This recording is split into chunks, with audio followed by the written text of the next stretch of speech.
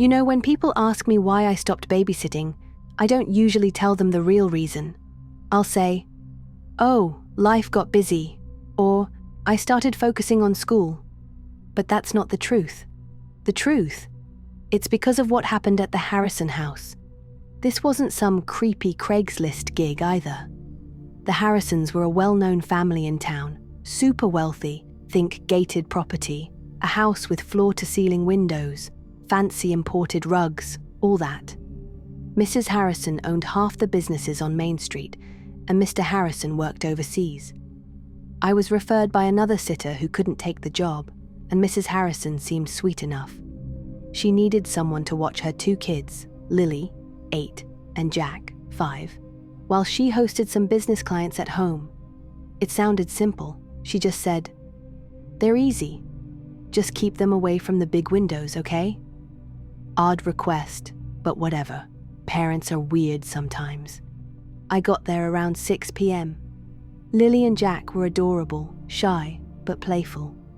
They were more interested in showing me their pet bunny and playing with Legos than anything else.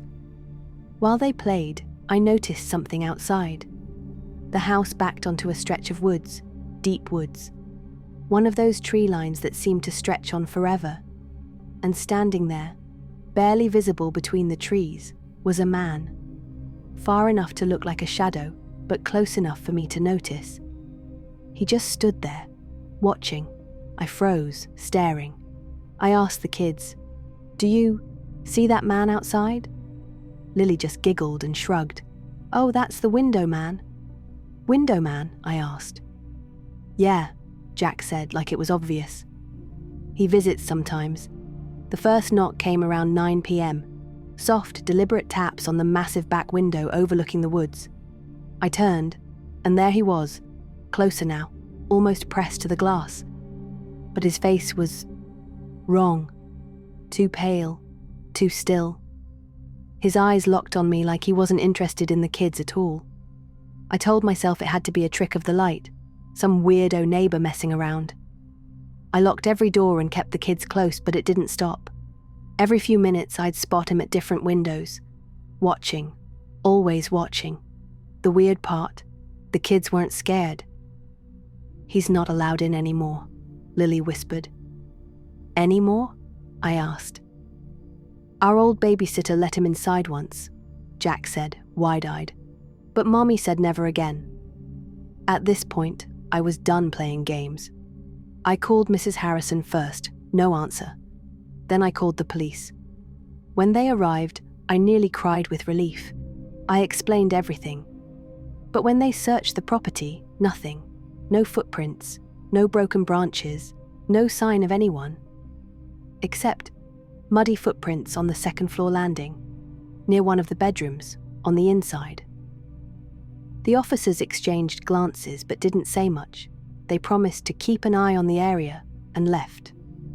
When Mrs. Harrison returned, I told her everything.